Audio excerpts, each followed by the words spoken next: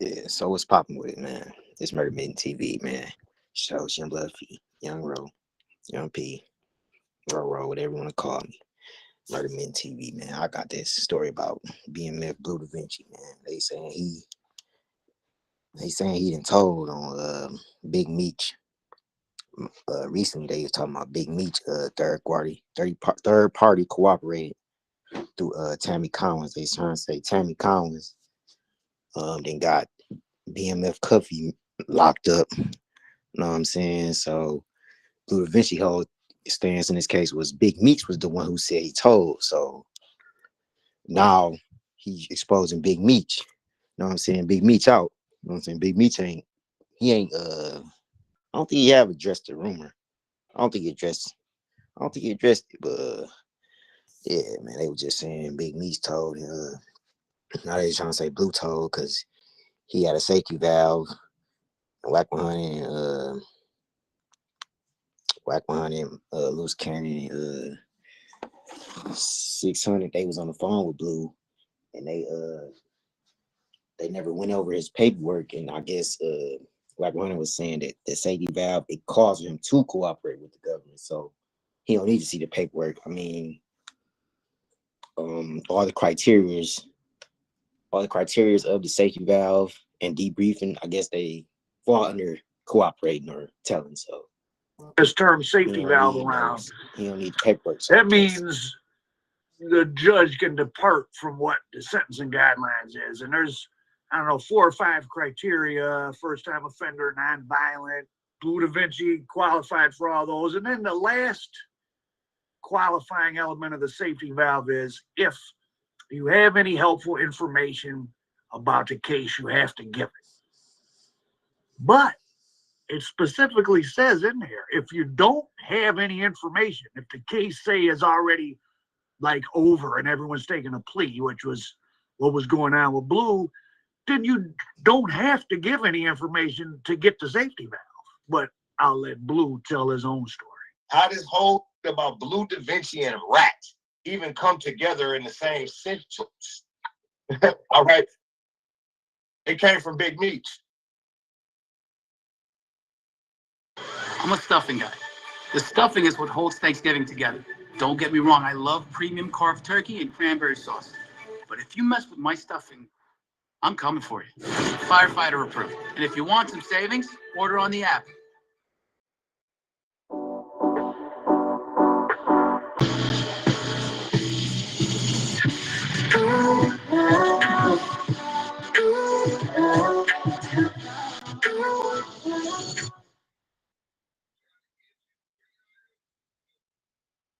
That's why it's implanted into people like that. That's why it's out there like that. That's why people is damn near positive that I told in reference to that limousine, the black limousine, and the same limousine that this nigga Salsa is put. He put somebody's paperwork in his book.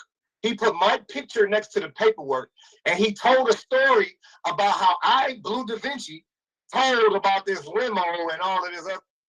When in actuality, the paperwork was Ralph Sims' paperwork. And he put my picture next to another nigga's paperwork. That came later. What came first, the reason why he did that is because Big Meech put the word on the streets when the limousine first got picked up that I told on it, okay? And that's without receiving paperwork on who actually told on the limo. So what happened was this, it was a situation like this. You had a house, okay? And in this house, there were certain people that were known affiliates that would, do things at this certain house. The first people, whoever told first to take the information to the jury to get the indictments initially, those people didn't have enough information to get me indicted. Either that or they was just saying, because I never saw those statements, okay? I never saw the initial statements that got all of the first round of people locked up in 05, October, all right? So when they did backdate and they put some statements up that got me indicted was a year and some change later. It was a year later and I went on a run and I got picked up even later than that. So naturally, I was told on. That's how I got picked up. If not, then I would have been told on anyway and got picked up in the first indictment with Meech. But they didn't have enough information to indict me, or when they took the information to the grand jury at the beginning. So is it safe to say it's highly likely somebody in those, it was 30 people in Detroit, of which we know quite a few gave information. I got the statements. I got the statements on who told on me. I don't have to guess and say it's highly likely. I know exactly who told on me and gave the statements from Detroit. All right, but I'm not here to talk about that right now. The people in Detroit know those people. See, I'm not here to make Detroit look bad, because Detroit is a great city with some great niggas and some beautiful hustlers there. So I'm not there to throw smut on Detroit. I'm just here to bring awareness to the situation, since niggas got it out there all crazy and with the wrong information out there. I'm just here to clear up the information that's here, not to add information on people and all that shit. I let the boys in the D take care of their people in the D. Now, if it was some niggas from where I'm from that we had that issue with, then I would be instrumental in fucking with that. So that's their issue, to deal with all the niggas that told on us that's from the D. Now, because it wasn't only people from the D that told. In every city, there was informants. Right. Okay, so now, not informants, but cooperating cooperators that, you know, they did what they had to do to whatever, try to do what they had to do to get where they were trying to go. Now, go ahead. So the allegation against you of snitching was only for the money, and that wasn't even you. That was Ralph Sims, and it. But the thing was this. This was the thing about it. Fuck the allegation. It's the boss on the phone. See, the boss would be on the phone. I'm going to use Jay Diggs, for instance. The nigga Jay Diggs. I hate to even say his name and give his little crusty ass any kind of fucking light or shine, because he's a fucking shine thirst motherfucker. But what he did, it was some whole shit, because we were supposed to be friends, number one. But what he did was the truth. And I'm torn between it, because I live by a motto where the truth can never be considered as disrespect. But it can be considered as disrespect, pending the way that the person releases the information. Okay? So now the truth of the matter is, Jay Diggs was on the phone with Big Meech at a certain point in time, and Big Meech was saying, "Man, I can't believe this nigga Blue done told about this little." Jay Diggs is he's the Oakland rapper from the Bay. Yeah. Big Meech. We got y'all here. Do Sims. Big baby. Hell no, I ain't never heard. I wasn't in the county in 2000. Niggas, they better stop playing with me, acting like a nigga. Like they weren't on that. Hey, wait, trying to put me in that box break, because I'm an old nigga. Oh, here. Hey, he tried to slug. Hey, but now. He tried to do it. That nigga tried to that nigga tried to put me on a murder scene in the county jail, niggas, on the zesty shit, though. Hey, all right, you win 2013. How many times you have to tell your little homeboys it wasn't bold to do all that gay shit? I didn't never have to tell nobody that. No, bro, that niggas already knew they was getting their ass whooped on that. Now them old niggas. No. I'm talking about on the sex play train. Oh yeah. Gay shit. Yeah. Oh yeah. Nigga might just get right off. Ain't even no checking. Exactly. But what I'm saying is, it happens a lot in there, right? Yeah. And not other niggas. I didn't see it. It was millions. Them little niggas sex play too much in jail. So nigga, all them niggas that keep on trying to go back and forth like, cuz you niggas really grab dick and touch booty, weird ass nigga. How about that? So what's up with you and CS2 back, man? You don't look at him like your enemy now. I said, man, how you down with Keyway and you don't see him as your enemy? Because he definitely, I don't see nobody in the internet world our enemy, bro. This is just the character that we just we already deteriorated his whole character. I mean, at this point, a motherfucker that believe that white is A1 is weirdo. Like, I just don't get into that every day no more. Like, you know what I'm saying? Like, nigga, we proved 80 million times that he talked. Right. And he gonna have the following that he got. And we gonna have the following we got. You get what I'm saying? Because there's some people you just can't tell that this nigga wrong. Well, you know what I mean? I ain't trying to convince nobody. I already put it out there, exposed the nigga. What I'm talking about is the bitch ass nigga pulling out. You know what I'm saying? I'm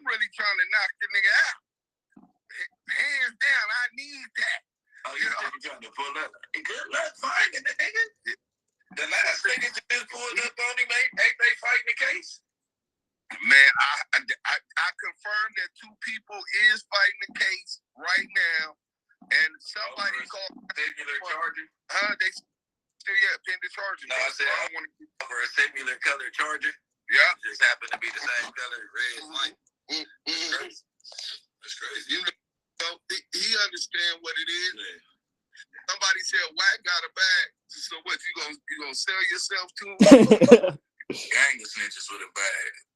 Go look up VVS Uno. Go look up there's a gang of them niggas out there. I could keep on dropping. What's Boy Blue from Hundreds? The nigga Damo, he snitched with a bag. Let me not get in trouble. Hey, speaking of that, somebody added Snoopy rat ass. Look, bro, Mr. Banks, I read the work. He's a rat. Nigga, the Hollies ran you out. Shout out to CD Weedy. Shout out to the homies from Holly. Nigga, you is no good between there. You told on that nigga out in the IE. He from the land, though. You know? Yeah, he from that line. Yeah. Bitch ass nigga. You can lie to these other niggas if you want. Then you go and tell on your baby mama. Tanisha. Well, however you pronounce her name. Yeah. What he say that he killed the grandma? Killed the auntie or some shit that nigga lied about. I don't know if he lied, snitching, or telling the truth. At this point, I don't see a difference between the two. Because you don't know what she's doing to get her money right now, nigga. Now you're putting them peoples on it. You know what I'm saying? Investigation start. That's why a nigga really fell back from a lot of these clowns, bro. These niggas is talking. Well, they ain't got nothing to tell on me. I know I'm under surveillance. I'm being witness protection in Madison, Wisconsin, Brett. You know what I'm saying? I've been put myself on house arrest months ago, cuz. Hey, nah, nigga, I popped out, nigga. But I you know, you let these niggas tell it. You know what I'm saying? No, what I'm saying is, nigga, I don't pop out for no weirdos on the hood. I can tell you that much. And I be in the set every day. That's the funny part. All that talk that went to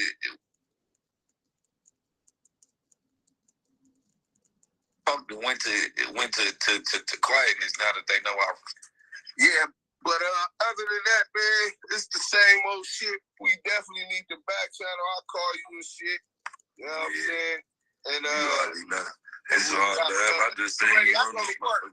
And before I snitch or go back to selling work or robbing banks, I'm gonna go to work with this motherfucking polo on. You know what I'm saying? And make sure I take care of my responsibilities, my nigga. Because these niggas got the game fucked up. Yeah, they tell you, I goes to work too, so shit, nigga. That's second thing. Hell yeah, man. But hey, salute, I holla at you, Brick. I'm finna end this.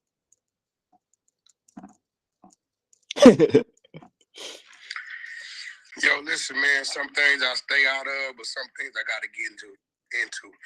Snoopy badass. I don't know what you're doing. I don't get it. We online with Drake's team, bro. They ain't talk to you. They don't know you. They ain't got no plans on coming to Compton. I don't like what I'm seeing, bro, because it's like Kendrick just dropped his album. It's like you trying to create something to gaslight them niggas over there in Compton to start saying shit negative towards Drake. Bro, like, listen, my nigga, like, this ain't the way, my nigga. Like, keep the peace, homie. Ain't been no issues with Kendrick and Drake.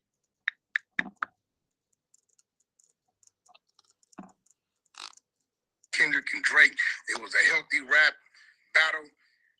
Far as I know, homies over there ain't talking about doing nothing to Drake. And what you're trying to do is say you bringing him over there to a certain location so niggas can start getting on the internet, making threats and saying crazy shit. But we ain't doing that, bro. Right? Drake ain't asked for that. The homies ain't asked for that. Kendrick Lamar album is on pace to do some crazy numbers. Y'all go cop that, download that, stream that, disregard the bullshit, bro. Stupid, you ought to be ashamed of yourself, my nigga. Like, this shit ain't cool. Yo, listen. Yeah, man, Snoopy bad. Hey, Diggs, man, I love the nigga Blue, man, but the nigga a rat, man. I can't believe this nigga told on his limo and blah, blah, blah. He had this conversation on the phone with Jay Diggs, and Jay Diggs latter did a song, and he basically reenacted that in a rap and said what Meech said. So basically, he tried to say he wasn't saying I was a snitch, but he was just saying what Big Meech, the boss, had said on the phone to him in the record. And I love the nigga Blue, but the nigga a rat. He rap like Kumo D, some old school ass fucking Kumo D ass nigga rapping. And that's what the line was that I heard in the song, right? But then when we pushed the line, his word back was, man, Blue my man. I don't even know why Blue mad at me. And I did that just what Meech said it. But how he played that shit was some whole shit. He didn't get with me and try to figure it out. He came to see me one time when I had my restaurant in Atlanta, but he just was on some sucker shit. See, all that shit is for clout. See, that's for clout. So I don't like to really respond to that, feed into that shit, because I give them what they looking for in that. You know what I'm saying? So when I live in my truth, bro, I'm 45 years old, bro. I live in my truth. So I don't give a fuck for real what people say or how they feel, because I live in the truth. You only care when you live in a lie or you live in it and you feel funny about it. Nigga, I go to sleep and wake up just fine every day in my situation. It was Meech that put that word there that made the masses of people start saying it initially in 2008. And was he just, he was just confused, or? It was like this. Okay. All right. It was like, I'm gonna just use a number. Say it was 9 people that would frequent a house that would go, shit would go on there. So you like know these 9 people, right? The house get hit, all right? It get hit by the feds, all right? Later on, a year later or something, everybody go to jail. When people go to jail, this house in the limo and shit, the information about the limo that was at the house that never got picked up when the house got raided, nobody ever said nothing. Not a Meech and all of the people that was there that knew. Okay. Now here I come a year later.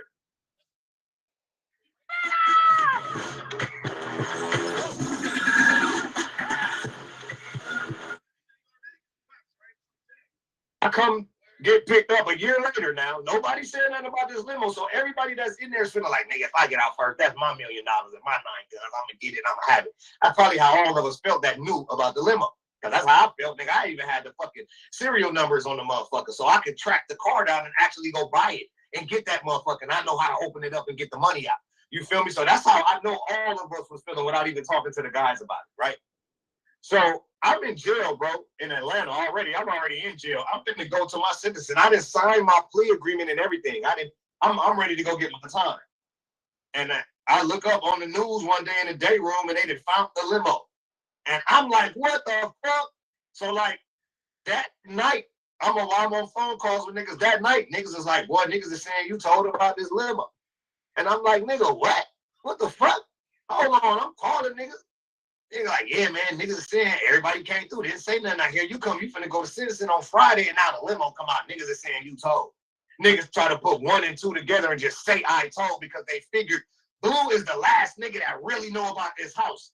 That now he come through and they find out about the limo. So instead of doing some gangster shit, the real, see, when you a mob, bro, fuck that. When you were in the street life, bro, you supposed to operate a certain way when it comes to street shit, especially information about snitches and information that has been given to the government. You cannot mark a person with information that has been given to the government without the paperwork to facilitate that. You understand what I'm saying? You can't just say, well, shit, this nigga, man, hold on. All of us was already locked up. The only other nigga that was out there was Blue. To be Blue. That don't work, my nigga. You can't consider yourself a boss and move like that and make decisions like that. How you gonna be a mob boss and you condemn one of your best friends and your little homie of being a rat, my nigga? And you ain't seen no paperwork. When's the last time you spoke on the phone with Meech? 2017. For 17. We've spoken all the way. He apologized for that. Once he got the paperwork and figured it out, if people go look up the Source magazine. Oh, so it's other people now just repeating what he already. I always like to say it like this. Watch this, gang. I always like to say it like this. Remember when you was a kid in the class and you do that one test and you say something to the person in their ear on this side and yeah, pass it around.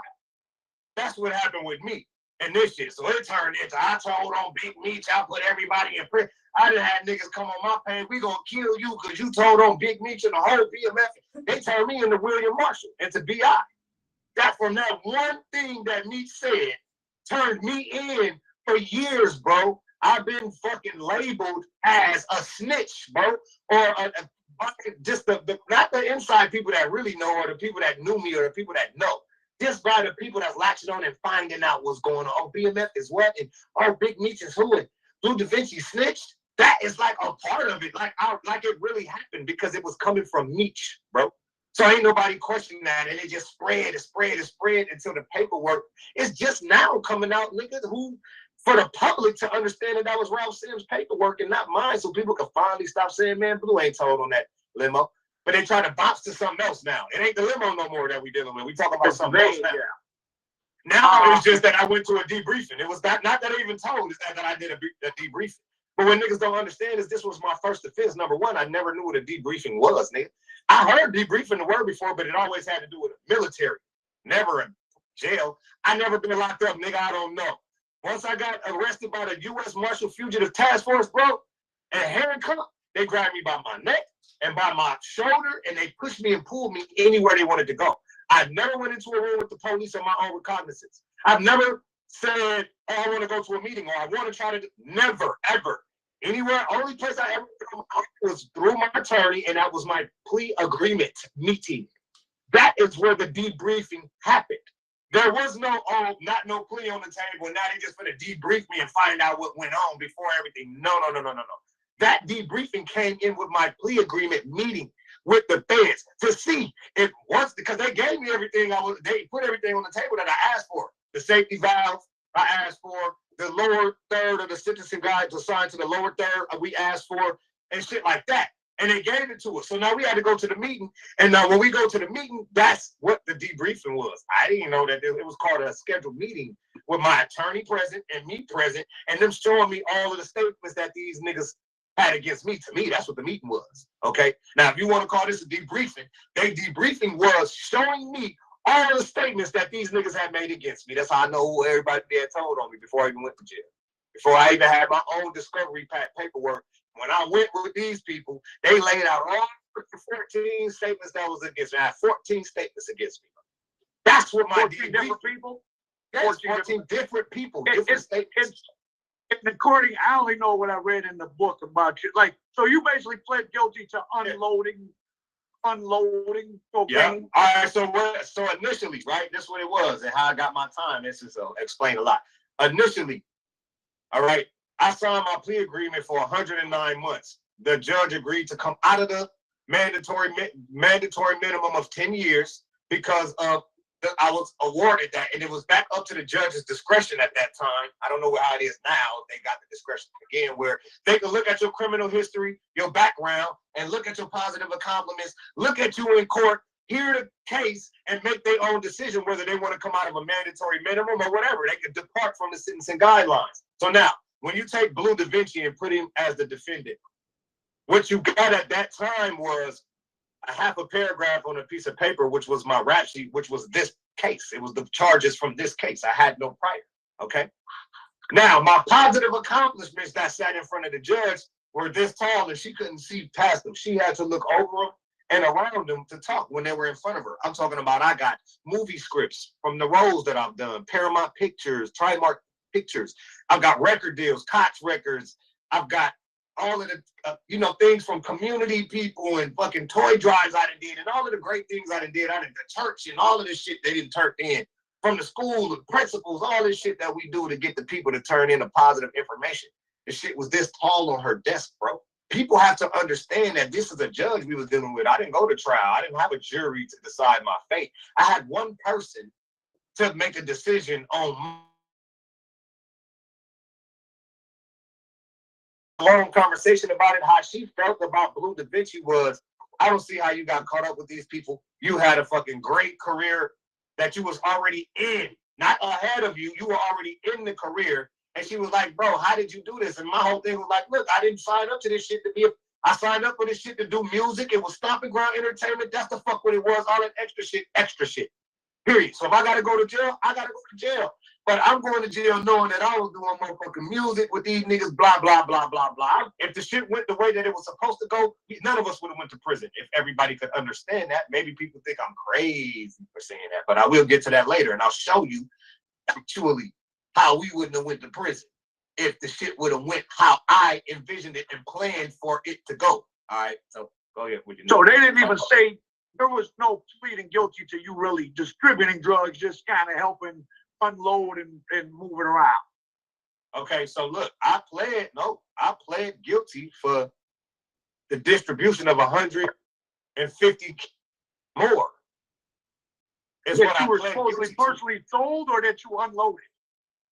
It don't matter. So I'm it's just just all responsible together. for them. So see, they don't, bro. When you deal with whether I took them out of the car and counted them, whether I stacked them up, whether I waited till people come and pick them up or whatever. So at the beginning, you had the William Marshall nigga told these people that he seen me receive 80 to 100 kilos on at least 6 to 7 occasions. One instance he could remember for certain was 4th of July 2003, where I had a party at my house, a 4th of July party at my house. And after the party, when everybody had left, all the party goers left, a white limo came to my house and I unloaded it, and he helped me unload it.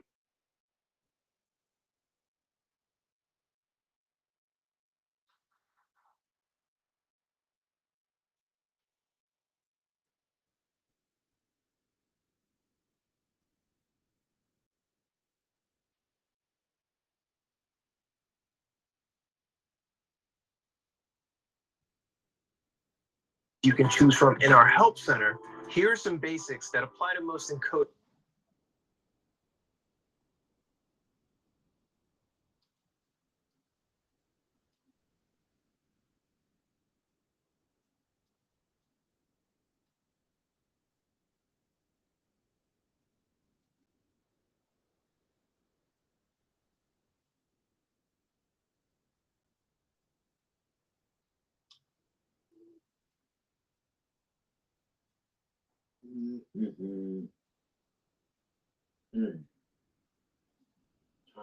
Second video.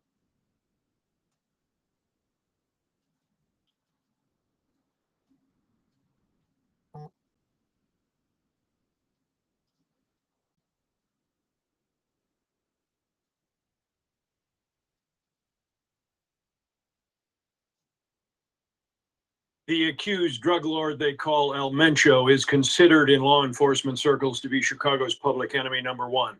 The crime lineage of Al Capone, the most wanted fugitive here since notorious El Chapo was finally captured. Tonight, federal authorities say El Mencho last year fake murdered his own son-in-law, Christian Fernando Gutierrez Ochoa, so that the young man could sneak into Los Angeles and start a new life. Ochoa used $1.2 million in drug money to buy a luxury residence here in Riverside, California, according to federal agents. Ochoa moved into an exclusive neighborhood under the fake name Luis Miguel Martinez, investigators say, after his real persona was supposedly murdered in Mexico by his father-in-law, the ruthless drug lord Nemesio Osagura Cervantes, alias El Mencho. Federal agents have been after El Mencho here in Los Angeles and in Chicago for years, as his new generation cartel, known as CJNG, has been making violent inroads to the illicit drug trafficking markets in both cities. And the Kin murder story made sense. Mencho accused of killing close associates in cartel squabbles. So when he claimed to have killed his own son-in-law for lying, Ochoa's cover here in Los Angeles worked until it didn't. I think the guy arrested probably was operating with some level of comfort, thinking that his fake death in Mexico, which the Mexican authorities apparently bought, had worked for him here. 37-year-old Ochoa being held tonight here at the Federal Detention Center in Los Angeles, arrested after facial recognition from an Interpol photo matched up with the bogus identity in LA. Ochoa is married to this woman, El Mencho's daughter, Laisha Michelle Osagura Gonzalez, an American citizen who runs a Southern California coffee shop, according to authorities. Also bought, they say, with cash they suspect was from a cartel-run tequila manufacturer south of the border. El Mencho himself remains Chicago's most wanted and currently has a $10 million bounty on his head. El Mencho is the real target for U.S. law enforcement tonight. The head of the Drug Enforcement Administration says he is behind the wave of corruption and killings in Mexico that has left thousands shot dead in the streets in recent years and the mayhem here. And each arrest of someone close to El Mencho Authorities believe they are squeezing him to surface or to make a mistake that will result in his own arrest or death. He's really the guy they want.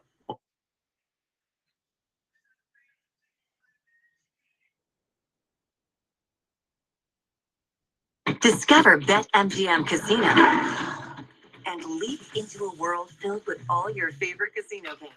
Yeah, man. They say El Mencho's son, he faked his own son death. They say he fake murdered his son.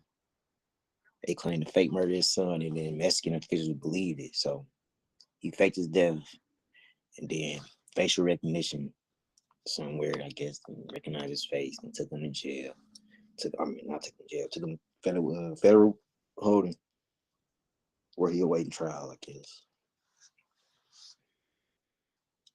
Robbery spree ends with an NYPD officer injured and the suspect dead. And, It definitely feels a little bit closer to home. a tourist is slashed in the face in a seemingly random attack. Right now, Fox 5's Crime in the City. For our first story this week, we begin in Chelsea, where the first victim is killed in what would be a terrifying and violent stabbing spree across Manhattan that leaves our city searching for answers. Suspect in those killings arraigned just a short time ago. All right, we have team coverage beginning tonight with Fox 5's Teresa Priolo, who is outside court in Lower Manhattan. Teresa. Yes, Stephen, Natasha, Ramon Rivera appeared in court today in a white jumpsuit with his hands and feet shackled. His arraignment coming 24 hours after he randomly, violently. Judy, ever since Ovidio Guzman and his brother Joaquin landed in the hands of federal prosecutors here, it seemed only a matter of time before they started playing Let's Make a Deal. Tonight, their attorney is saying talks are underway that could result in guilty pleas to the charges in a sizable drug trafficking case against them. There's a myriad of possibilities in a situation like this. After months of denying that there were plans for plea agreements, tonight, New York-based attorney Jeffrey Lichtman says two Los Chapitos, these sons of Sinaloa cartel kingpin El Chapo, would like to plead guilty if their deals are right. During a routine court hearing here at the Dirksen Federal Building Monday, Lichtman and prosecutors acknowledged plea talks are underway. Only Ovidio Guzman was in court, but Lichtman says he'd like to see Chapo's son Joaquin also negotiate a deal with prosecutors. Although I represent both brothers, it doesn't change the fact they individually have their own cases. So this isn't a package deal in terms of one doing one and one doing the other. I'd like them to do the same thing, have the same result, but the government views them differently. Lichtman tonight insists there are no discussions about the brothers cooperating with prosecutors, but he was asked if cooperating is a possibility. There's a possibility that I could wake up tomorrow morning and be 6'11" and be playing center for the Knicks. That's a possibility too. It doesn't mean that it's going to happen. Former federal prosecutor in Chicago and chief ABC7 legal analyst Gil Sofer tonight says there is a wide range of cooperation, from agreeing to discuss a plea deal to testifying against cartel associates. There's no question that true cooperation will result in a more lenient approach by the government to the defense. But is it fair to say that at the very least, when you're negotiating a plea deal, the defendant has to make admissions of guilt in order for a judge to accept it? Yeah, there's no question. A plea deal, if it goes to an agreement, means that the defendant will be acknowledging guilt. Ovidio Guzman was arrested in Mexico, brought to Chicago a year ago. In July, his brother Joaquin was arrested with Sinaloa cartel founder El Mayo Zambada in a still mysterious private plane ride from Mexico to Texas. Zambada is being held for trial now in New York. Prosecutors there would undoubtedly rejoice at having both of El Chapo's sons testify against the 76-year-old El Mayo. But the attorney for the brothers is also the attorney for El Chapo and says there's no cooperation coming. There's only one way to start your holiday shopping, where every purchase means a chance to win. Well, and we're now getting our first look at the suspects in custody. The Secretary of Security and Citizen Protection of Mexico releasing this photo. The two are among the most wanted. Very big deal. Federal authorities have wanted to nab these two men for years. El Mayo was one of the DEA's most wanted. Okay, in a kind of shocking and strange twist of events, when the most wanted men in the world, the most wanted trafficker, Ismael El Mayo Zambada, was delivered to the United States. They landed in El Paso. He was on a plane. He flew into the country of his own free will, sort of, because the story, at least that the DEA, the U.S. federal government's releasing, is that his co-passenger on the flight, Joaquin Guzman Lopez, which is Chapo's son, they were the two passengers, and that Chapo's son tricked El Mayo into getting onto the plane. They were supposed to be going to look at property they were going to buy together, I guess, in northern Mexico.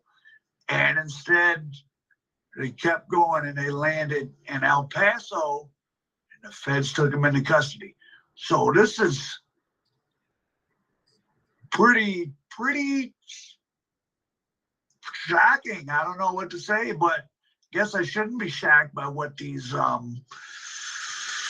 narcos from south of the border do to each other. El Mayo's son, of course, Vicente, was one of the key witnesses in Chapo's trial.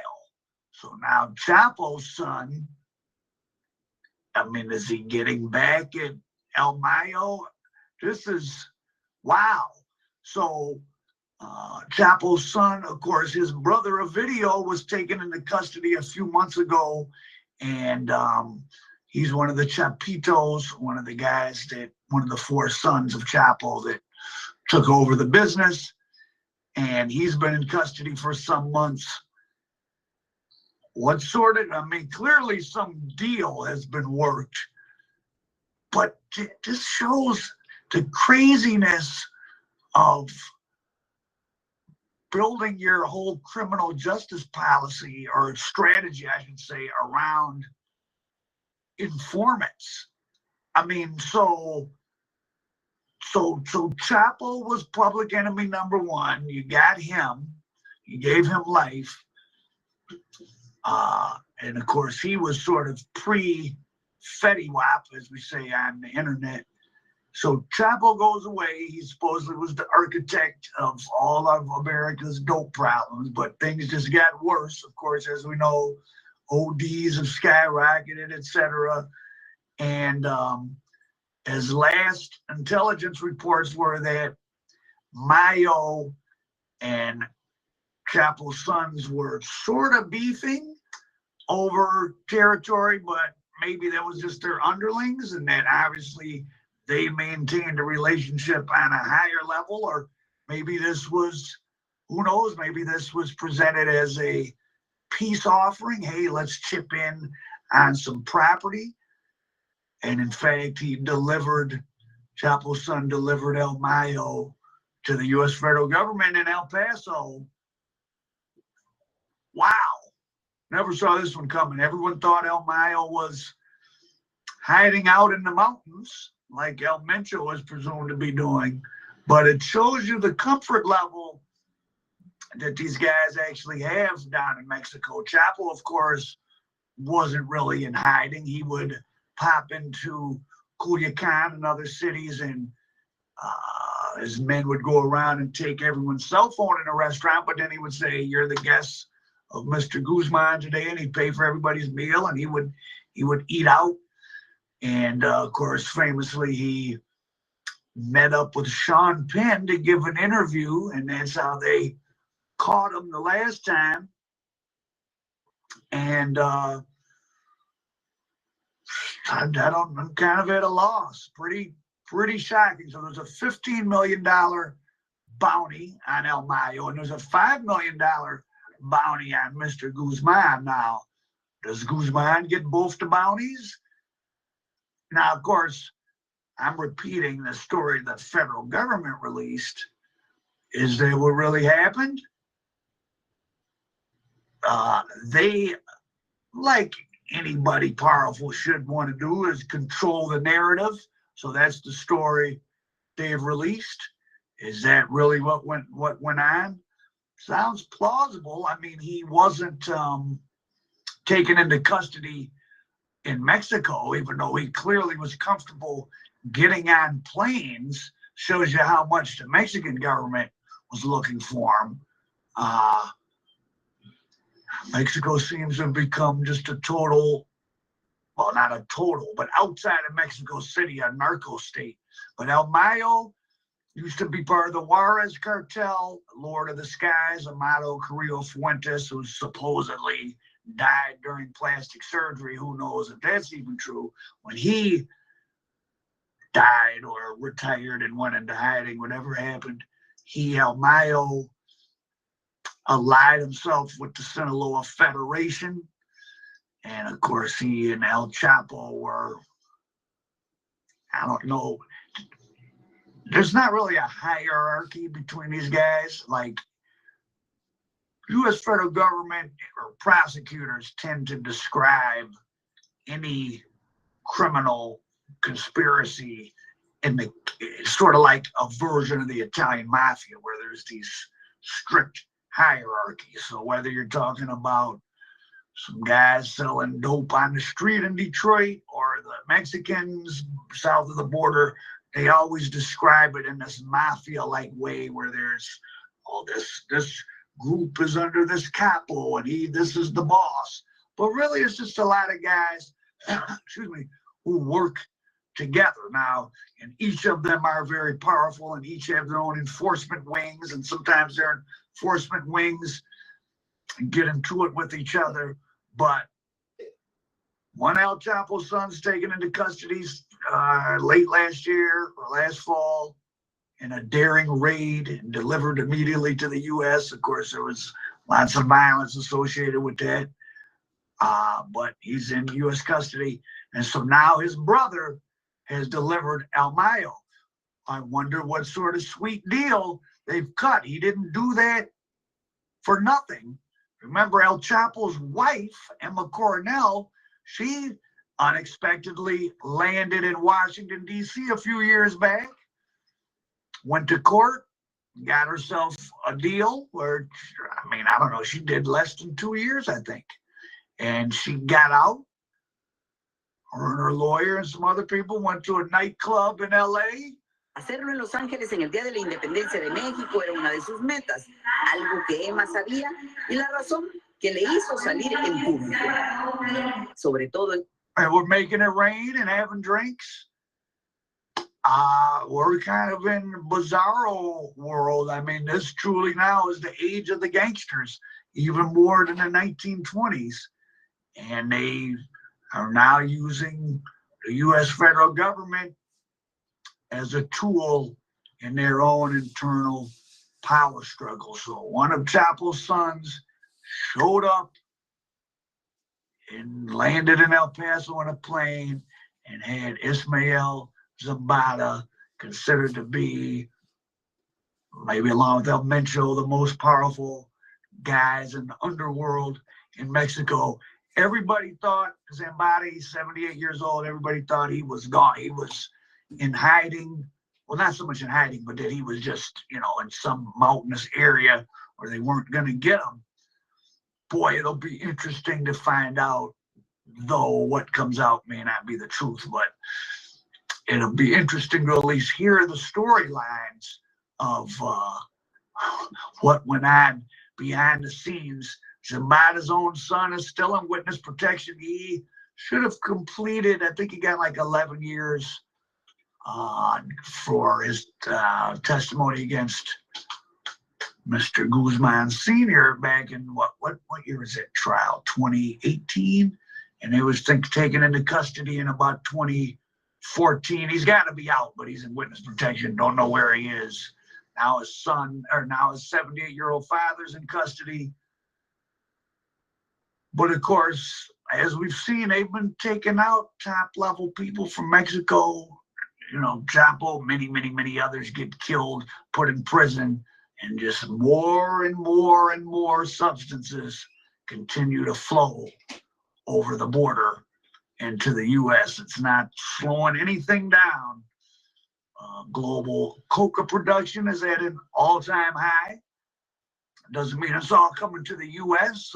Europe has become the #1 market now, but an increasing number of countries are, shall we say, compromised by the dope business. Ecuador has become a country very much under pressure by large-scale narcos. Sinaloa is still the top dog, though Jalisco New Generation is extremely influential and powerful in other areas as well. Jalisco New Generation specifically makes a show of having almost like a paramilitary.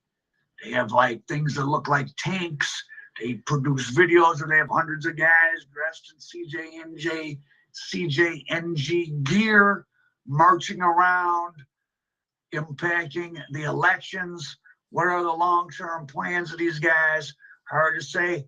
Perhaps Zambada was seen as representing the old way of doing things by his own allies within the operation, and a new method where the narcos are more integrated into the mainstream economies. For example, elements of the Sinaloa group are said to have created a total vertical monopoly of the fishing industry in Mexico. So you catch fish, you're paying some fee to them. You buy fish at the dock and process it into, I don't know, whatever, clam chowder or something. You're paying. If you own a seafood restaurant, you're paying. So the fishing industry, totally vertically integrated by Sinaloa. If you can remember this, for those of you that have been grocery shopping for a long time, remember maybe 10, 12 years ago, you catch avocados sometimes for less than $1. Avocados now are often $2 or $3. Well, a lot of that is a tax. It's due to a portion of that price is going to criminal groups in Mexico.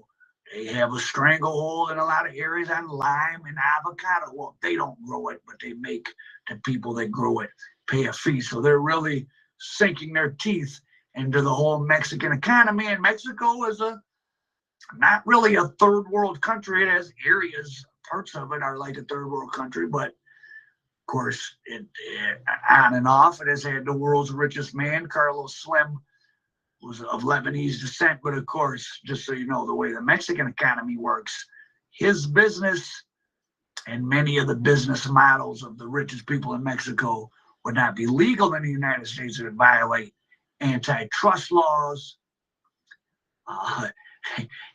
If you drive from San Diego into Tijuana, and as soon as you go over, your phone says, you're now in Mexico or whatever, new phone rates apply, and the phone rates become astronomical compared to U.S. phone rates.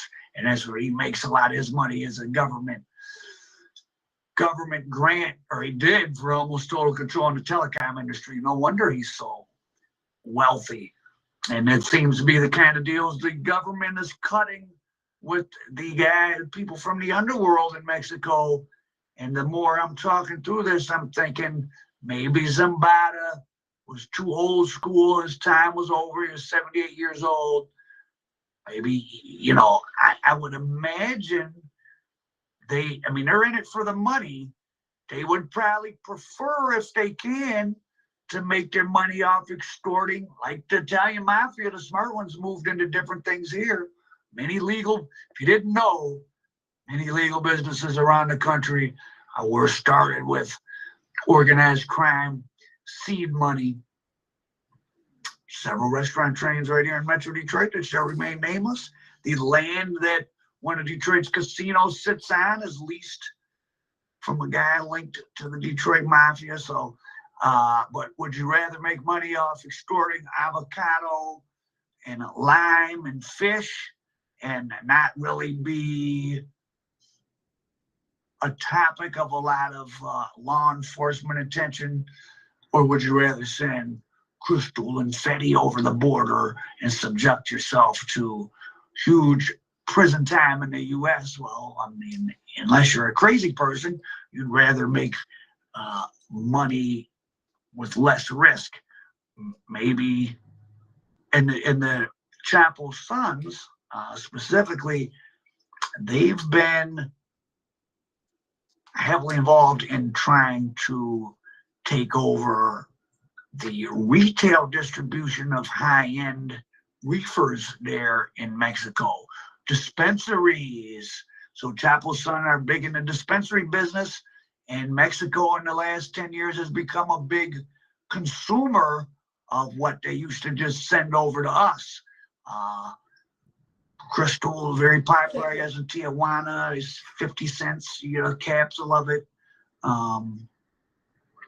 But yeah, Chapo's sons would probably rather move into, if they can grow high-grade kush and sell it, might as well do that instead of the other stuff.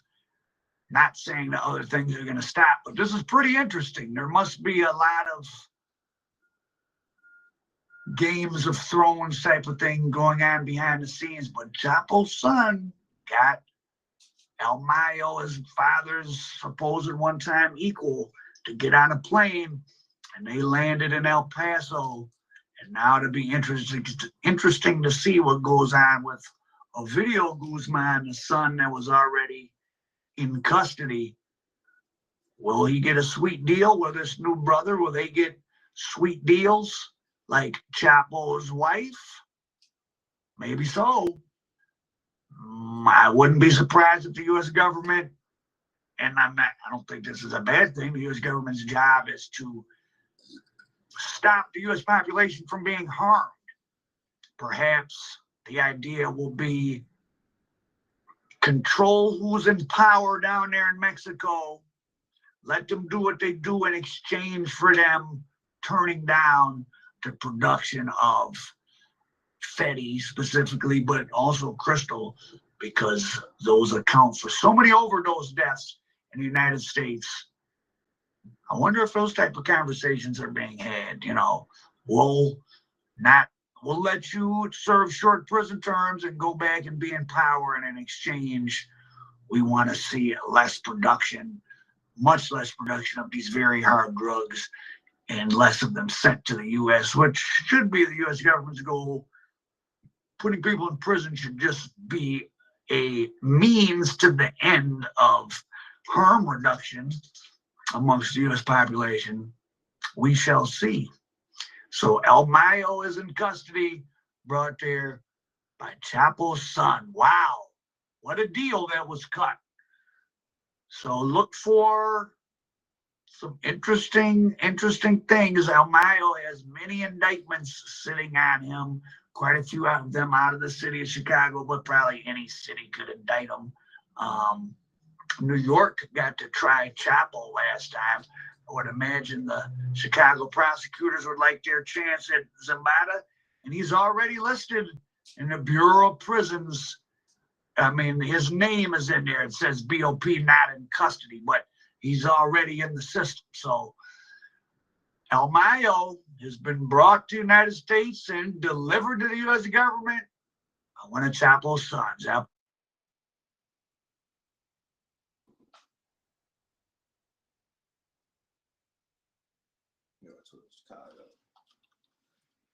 Cranberries. Cranberries right here. Beautiful, and it's at the table. How do you make sure your first holiday hosting? We got two stories for y'all. I got two stories for y'all. We got Lil Durk and the OTF. We talking about that, and we talking about Lil J. Disappeared out the system. Make sure y'all smash that like button so this video can get around to the masses. If you got Twitter, TikTok, Reddit, any of them platforms, man, make sure you share it to the platforms for me. All right, y'all, we're gonna start off with Lil Durk and the OTF 5. They do have a status hearing for the day. So far, as according to the paperwork, Lil Durk and Flocka, which is Keith Jones, the only ones that got lawyers that's in the paperwork. Keith Jones actually retained the same lawyer that No Limit Cairo just obtained the other day, or retained the other day. So they got the same lawyers. Now, I don't know what's to this lawyer or, you know, the murder trial thing and No Limit Cairo fighting guns. I don't know if they specialize in guns and murder, but yeah, he got the same lawyer as No Limit Cairo. And they do have a status hearing. We know that Lil Durk and his lawyers now, he got some of the best lawyers out of Chicago, out of, I don't know what NBA young boy lawyer from, but then a law firm up out of Indiana, you know, and they pushing for a speedy trial. Now, speedy trial, it could be a good thing for Lil Durk, if you ask me. That's a good thing for Lil Durk. You know, he speedy trial. They ain't got too much tied up with his name in it. They really ain't got no evidence. And that's when you speedy trial. It ain't speedy trial if you caught on camera, if you called in the cars, if you caught, you the one who swiped the cards, you the one who passed out the guns, ain't no need to speedy trial, bro. Only thing speedy trial doing for you is putting you in the can faster, the jury decision guilty faster. You know what I'm saying? You just speeding up the process so they can get rid of you. You know, other than that, hey, you should be want to fight that motherfucker for 5 years of what they claim you for, murder for hire. But yeah, Lil Durk and them do got court a status hearing. It looked like it's at 3. Will they be there? Probably through Zoom or something. That's how the feds be doing it. I don't think they bring you to court for a status hearing, but they will have you on Zoom so you can be a part of it, or on the phone listening in with the judge. They got to, you know, and your lawyers. But yeah, that's what we got. Flocka, they say he up out of Indiana. They saying he one of the shooters. He retained the lawyer. Now, people been saying that Diddy and them got a lawyer. Hey, if you look in the paperwork, they don't have no lawyers. In order to retain a federal lawyer, it's not just like you going on the street and you picking up Johnny Jublo and you hiring him and paying him money. They got to go through the Supreme Court. They got to pay like a $500 to a $1,000 fee to enter their name in, and you know the Supreme Court got to make sure they ain't been barred or you know caught any cases as they lawyers and stuff like that. So it ain't that easy. It ain't that easy just to you just ride down on a lawyer and be like, I need you to represent him, you know. But he do have a lawyer before the rest of them. He up out of Indiana. I don't know nothing about him. They said he be up north and all that. If you ask me, man, Lil Durk them, Lil Durk them, and the OTF, they picked up some creative players along the way, man. Some guys who ain't, but these ain't the guys that you will think that's on the case. If they said 5 people got locked up, 4 of them will be the last people that we think, especially the guy with the glasses. Now, I ain't gonna underestimate nobody with no glasses because he probably could see and shoot into the future with them glasses. But I'm just saying, man, they looking like creative players, man. You know what I'm talking about. But we'll see what happens.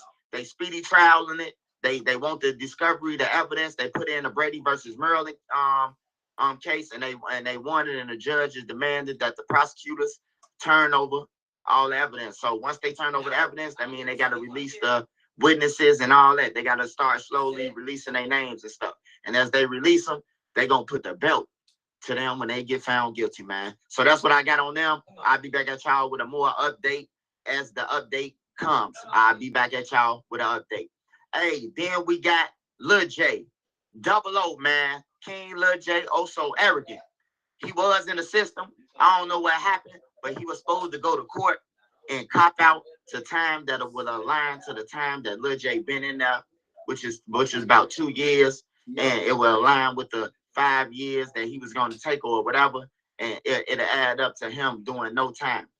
But I went in the system today, and it don't say Lil J has a court date. It says Lil J is missing, like he ain't in the system. But I know that he was in the feds and that he had a court date coming up soon, and that he had a chance to be back home in a halfway house. Now, is he in a halfway house? He could be. He could be still in the system and is glitching. I don't know, man. But I will tell y'all this. No matter how many jokes and all that you make about Lil J, man, Lil J is finna be the biggest. Lil Durk out the way. Devon gone. Duck gone. Man, all the biggest people gone, bro. And it's like, yeah, you got your G Herbo, you got your Polo G's, you got them. But far as like the drill scene, like Lil J bigger than Herbo. Herbo got more money than him. Herbo then seen more tours and be with the stars and everything. But Lil J bigger than Herbo in the drill scene. He bigger than him, bro. Like he bigger than him without being signed, unsigned. He unsigned, bro. Hey, look, I'm gonna keep it real with y'all. If you want to argue about it, hey, G Herbo, I ain't seen G Herbo go #1 and #2 trending on YouTube or #3. I ain't seen none of his songs trend like that. But I did see Lil J come home from out of jail with all the allegations on his back, and he was trending. He was trending. Only one who was in front of Lil J was Cardi B and the K Flock song. That's the only song that was in front of him. And I think like SZA or some shit, some girl who rap. Other than that, it wasn't nobody in front of him, man. Y'all get in the comments, let me know what y'all think. I will be going live tonight. I apologize about that.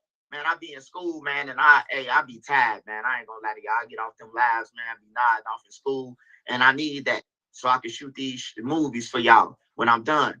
Hey, shout out to Bodil, man. Make sure y'all go follow. Make sure y'all go be looking out for Tyrant too, man. Like father, like son, Tyrant. But at the end of the day, what could I say? I'm here. And that's just that. So anybody else could say what they want to say. And y'all know who y'all is, but anyways. Well, Lil Tim, he got shot also. And I heard he got shit bagged. I don't know. That part, I don't know. Eventually, and how long ago was this? This was last year. Lil Tim actually had charges dropped. And they cleared it with the shooting. I don't know whether there wasn't enough evidence or maybe one of the police officers shot Vaughn. Do you know about this? You know, not really. I ain't gonna say I don't be on the internet because I be on the internet a lot, but you know, that type of stuff I try to stay away from. It happened. It is what it is. You know, when you I don't care about the license plate. We don't even bother. I ain't make it to the funeral or nothing. At exactly 3:20 a.m. at the Monaco Hookah Lounge at 255 Trinity Ave, two groups of men got into a serious fight, leading to both groups exchanging gunfire. 3 people were injured, one being King Von, Lil Tim, and O-Block Louie. King Von was later found dead in the hospital with O-Block Louie, who was watching King Von's back, risking everything to avenge King Von, who was shot dead. Got shot in the head by police while trying to shoot at Quando Rondo's SUV. O-Block Louie risked his life for Von, leaving him with a permanent injury in his head. All right, get on the ground. I'm moving. Look, my ass. Almost here, big guy. You got it. Come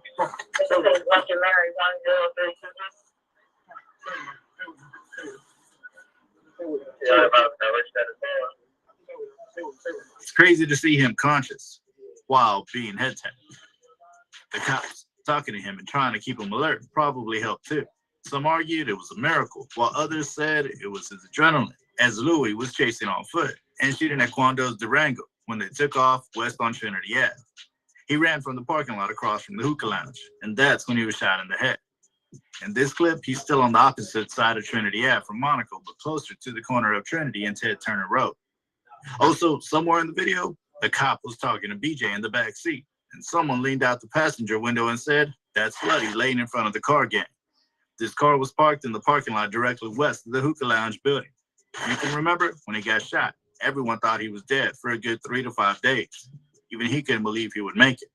O-Block thought he was dead, and then, out of nowhere, boom, he came live on Instagram, showing the stitches on his head and also telling the world that he was alive. If the police weren't there to save him, it would have been a different story that night. Despite his situation that night, there were a lot of comments calling him a bitch for being scared. But on the contrary, others praised him for going after his ops and also gave him accolades for him to think it was the police that shot at him rather than the guy running behind him. While others were happy seeing O-Block Louie to be back at his feet again, some Reddit fans criticized the police for shooting at Louie and letting the real shooters get away. The Reddit fan threw shade at the cops present at the scene, questioning their duty and how they allowed such a tragedy to happen. He said, how can they walk around like they saved the city or something? No one even interrogated them or anything. They pulled up and shot everyone except the only real threat at the scene. Huh? The only ninja with a gun that actually committed a homicide leapt to his car and drove away. Yet a bunch of innocent bystanders got shot and murdered by police. Track, Slutty, and Louie have to deal with that trauma because the incompetent police couldn't even do their jobs correctly. He also went further to state that despite their presence, they never saved anyone, even a lady and a little kid that was at the scene, but rather pretended as if nothing happened, letting the perpetrators get away and hitting old Block Louie in the head. He said they didn't save anyone, did not neutralize the only threat. Muwap damn near could have gotten killed too, but the cops would have found a way to hit a lady, a 5-year-old and the bouncer, while Lil Tim is out there waving a gun around. I think it's crazy that they got off so smoothly while doing nothing but hitting randoms in the crowd. Take away the fact that it was O-Block. Let's say it was just a regular night. You and your friends went to the club and all you heard was a shooting happening between two parties, and you don't know. Imagine if undercover cops showed up, shot you, murdered your best friend, and shot the girl you were with in the head, while the active shooter that started everything drove away. Those same cops walked around like they saved the day. If they didn't have a badge, that would be considered a mass shooting and reckless endangerment. If you really followed the whole story about what happened that night, you would see some sense of what this Reddit fan was saying. However, O-Block will be seen in an interview explaining why King Von punched Quando Rondo that night. Do you know what made King Von walk up on Quando Rondo and start punching him? I mean, like I said, he gonna be who he gonna be. And he already said when he catch him what he was gonna do. So at the end of the day, I feel like somebody could have said something. Von just being Von. Yeah. And to be honest, that's really how it went. Here, Louis was able to explain briefly the incident that happened that night. Von was shot and killed. We all know that O-Block Louis is a close friend of Chicago rapper King Von and a known figure in Chicago's O-Block neighborhood. Despite receiving a headshot, he was able to make a remarkable recovery, though he experienced lasting health effects. His survival from such a life-threatening incident was seen as extraordinary and gained him respect within his community. November 2020 was seen as a bad day for him, losing his close friend to a gun battle. O-Block Louis spoke about his reaction and feelings in an interview. He expressed a deep sense of loss and sadness over Von's death, reflecting on their close friendship and shared experiences. Louis talked about the tragic cycle of violence that affected their lives and community, acknowledging the pain of losing so many friends over the years. He also spoke about the difficulty of processing such losses, especially as Von's death followed many other friends and loved ones who have been killed. A lot was reviewed by Louis, shedding more light on the psychological impacts that violence has on teenagers in these areas. His resilience, both in surviving his own shooting and in the dealing with the death of friends like King Von, became part of his story. So what was his childhood life like? Louis grew up on the south side of Chicago at 62nd on Calumet Ave. Many people assumed he was originally from O-Block, but that's actually not the case. However, it was because the Calumet was torn down that made him move to Parkway Gardens, also called O-Block. See, a lot of people, they really think I'm from the O, but I'm really from 62nd and Calumet. Okay. But you know, I'm still O-Block too, but that's originally where I'm from. No, I never once lived in Parkway. Okay. I was just always around. No, I'm really from the Calumet building. But once the Calumet building got tore down, then that's when I came to Parkway. Louis was born into a family of 10, 7 of whom were his siblings, 2 from his dad's side, 5 from his mom's, and a brother older than him. Louis' father wasn't around to watch him grow as he spent his whole childhood with his mom's side. I had 7 siblings. Yeah. Right. 2 on your dad's side and 5 on your mom's side. Yeah, I got a brother too, though. Oh, okay. Okay. So, what was that like growing up? Were both your parents around, or you grew up with just your mom? I mean, I grew up with just my mom. But my daddy was in the mix, but, you know, I grew up with my mom. My daddy's side, and I got 5 on my mama's side. And then I got a brother that's older than me. At a very young age, like that of many from the area, was shaped by the realities of living in a community affected by poverty, gang violence, and limited economic opportunities. Parkway Gardens, commonly known as O Block, has long been associated with violence and gang activity, impacting the lives of teenagers like Louis from an early age, even though he was not born and brought up there. Raised in this environment, Louis and his peers faced challenges typical of many urban neighborhoods in Chicago, where economic hardships, lack of access to resources, and social instability were part of daily life. Many young people in O Block, including Louis, grew up without stable, positive role models and often saw other individuals around them involved in street life. These influences led some into gang affiliations and shaped their worldview, leading many to feel that survival required adapting to the conditions around them. At that young age, he was involved in gang activities like police chases, jumping off the porch, and many other gang-related habits. And his there and shake. Go away.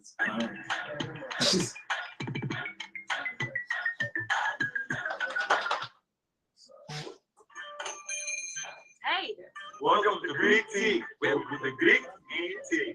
I know. May 24th, 2018 was supposed to be a happy moment for Mubu Crump and his homies at a house party in the Inglewood neighborhood, but it turned out to be a bloodbath day. Rest in peace, Crump, aka the scorekeeper. Crump was outside with friends having fun and enjoying it. It should be when you're with your real ninjas. But before the tragic event, Crump took to Instagram to share moments from the party, posting a picture showing himself having a good time outside. He was seen with 051 Melly in the photo outside. At exactly 1 a.m., Crump was standing in front of his house in the 6800 block of South Morgan Street in the south side of Chicago when shots were fired from a drive-by car. We don't know how many shooters, but all we know is that he was shot twice in the arm and twice in the torso. Despite being rushed to the University of Chicago Hospital by emergency services, Crump couldn't make it. It was rumored that the other dude who was shot with Crump was 051 Melly because they were together in that photo. However, it was later discovered that it wasn't Melly who was shot. A Reddit member said it was a ninja named John Dent. Allegedly, John Dent was shot 5 times in his arm and was hit in the head. The reason the speculation seemed true was that Melly was on live with Wooski the next day, dissing Mimo and 600, with nothing around his arms or head. So do you really think somebody who got shot 5 times in the arms and grazed in the head can leave the hospital with no bandages around his injuries? Think about it, because it was all over the news that Melly was hit. Another Reddit fan also claimed that Melly openly revealed to THF Zoo that he wasn't around Crump when the offender started shooting. After Mubu Crump's death, there was speculation that Crump's death might have been connected to his involvement in online feuds and ongoing tensions with other ops in Chicago. One of the many videos of Crump dissing his ops that we can think of perhaps might have made him a target was when he took to his Instagram to mock the death of OTF Newski and his crew at the spot where he was killed. Them left Newski. They left his ass right here. You feel me? They left his ass up here on folks that tweaking. Buy some shoes. Y'all see real niggas be up here though. Nigga play me up here on folks in this building with bitch on the news. I look like Newski. Hit his ass up right here on Pat.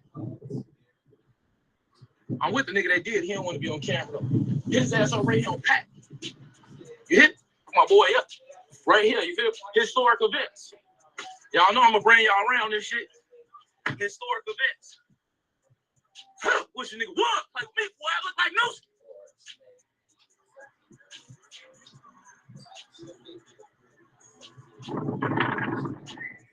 He ran into this though. He ran into the children's place, died like a bitch on post now. Goof ass nigga. Nigga ain't gonna, what do I look like Newski? What you talking about? And I'm about to take y'all. Matter of fact, we about to go get a Chino burger. Mubu Crump, known for his vocal approach in online feuds, made various statements regarding OTF Noonan, a rapper affiliated with Lil Durk's Only the Family crew. Newski, born MacArthur Swindle, and a cousin of Lil Durk, was tragically shot and killed in 2014, a loss that deeply affected Durk and others close to him. Crump disrespected Newski's passing and the rest of the OTF crew. For instance, he would speak about Newski's death in a taunting manner or imply that their losses weakened the OTF crew. After the live stream, Crump's criticisms of Newski and OTF escalated tensions between the Mubu and OTF factions. This rivalry reflects a recurring theme within Chicago's rap culture, where feuds often spill over into music and social media, escalating tensions that sometimes lead to violent outcomes. In a video, when Crump was asked why he did all this, he said that the reason why he taunted Newski was that when he was alive, Newski threatened to kill him. Y'all can't do that. I'm fucked fucked up. I know you fucked up. So why you gotta hate on another black nigga? But Nooski dead, so why you tripping? But why you gotta hate on another black man? Why you can't get beat up? Nooski told me he was Nooski told me he was And look, I'm gonna tell you. Look, you wanna know why I say Nooski name all the time? Because Nooski told me he was gonna kill me, bro. So then it was funny to me when he got clapped. So, what are you gonna ask the wizard for, Pixel? Well, I'm not sure he's such a... Oh. Like when a nigga clap you, I'm gonna put this up there like, damn, this shit was crazy. We must understand that Mugu Crump became a well-known figure in the streets of Chicago because he was raised in Drove City. Drove City consists mainly of black disciples and gangster disciples and a group of sets in Chicago, part of the Melly Way, from which Mubu is coined. Okay, now here's the complicated part. Only the Mubu camp claims Melly Way because Melly's family ties to Snowblock through Kurt Mack. Melly was also very close to Mubu Crump, so only the Mubu camp is Melly Way, and the Mubu camp is composed of Snowblock and part of TYMB. OTF, a BD alliance, started all the way from the 90s. The founding members were Wuck and Varney, representing Lamron and 300 in general, D-Thang representing Dog Pound, Ike and J Money, representing O-Block and Mubu Crump's little brother OTF Banks, aka Blood Money, representing Drove City. We know at least the basic info about most of these guys, but probably not Banks' blood. Crump is the middle child of 4 brothers. The older brothers are dead, and Banks, his little brother, got hit with 40 years for killing a stone named Lino. Banks is, or at least was a BD, and was close with TYMB, due to a lack of financial or otherwise support for Banks from TYMB members. He cut ties with the crew, and that was why Crump started hating some of them, even though in the end, they had almost the same ops. However, Crump was raised alongside of people who would eventually become his ops. However, Crump was never part of the OTF, but he was still close to the Black Disciples gang because he was seen with Lil Durk in a video titled Ain't What You Want. His relationship with Lil Durk and OTF was going well. You can even see Crump with the OTF members in the photo. How about when Lil Durk was going to get robbed at Adriana's by Bobo? This was only prevented by Mubu Crump and his little brother OTF Banks upping a gun on him and everyone he was with. So, what do you think was the origin of the beef that caused Crump to be so disrespectful to Durk and the rest of OTF? The dude was on a serious rampage. Was it really hate, or was Crump just seeking attention? What might seem to be the reason Crump and Durk fell out was that since OTF fell off from BD, things began to go wrong. Melly is from 6217 Calumet building, making him a BD. But for some reason, he flipped sides, killing the BDs. So THF started shooting at Drove City, specifically because of Melly. Not Crump dissing online, not 5-1 as a whole, but Melly, because he killed Chino and sent shots at numerous other 46 guys. Melly just wasn't there as a neutral member. He always gets a heads up when the THF gang comes looking for him. The THF got fed up and went after Louis, the founder of Mubu Camp, and got him hit around December 2013. Louis survived, but moved out of Chicago and stopped gangbanging completely after that. So everything became worse when Crump went from dissing because he got a big ego and people were on the wrong side of personal disputes to dissing dead people hard as hell when he came out of jail because of THF shooting Louis and killing Kurt Mack. Crump was a threat and he was sliding on 46 with Melly almost every day. He was one of the only few people down the slide when Melly wanted to go out hunting because of everything, Drove City had to pick sides. For some reason, they picked YN. Crump homie Kurt Mack was killed by THF, who's close to Durk and the rest of the OTF, which added to their ongoing beef. In 2014, T.I. held a special meet and greet with fans and local Chicago artists at a popular clothing retail store, The Shop 147 in Harvey, Illinois. A gathering meant to be fun for fans and celebrities turned out to be the worst clash after Lil Durk's OTF camp clashed with King Louis' Mubu clique. This was actually the first time the public witnessed Mubu versus OTF. The positive atmosphere that was there before suddenly changed and everyone was crowded and stuffy. The fight immediately continued outside the store and spilled into the streets. What happened to be the cause of the physical altercation was their beef against each other. And also, Melly was with Mubu Camp, and for the record, it was Melly who killed Newski. That is to say, Newski's death set off the beef. However, this isn't the first physical altercation between Durk's associates and Mubu, because back in 2013, a fight erupted between Chief Keef's Glow Gang Camp and Mubu during Durk's This Ain't What You Want performance in Davenport, Iowa. GBE member Balls Out Jesus P. That's why I can't believe that, like, he didn't have, like, a were coined by King Louis to represent a movement focused on facing life's challenges head on and striving for financial success. For the record, Boo Crump is also a part of the Melly movement, making Drill City his main movement. Over the years, Boo Crump gained much attention in the Chicago rap scene in his music career. He would talk about how his life growing up as a kid and his ability.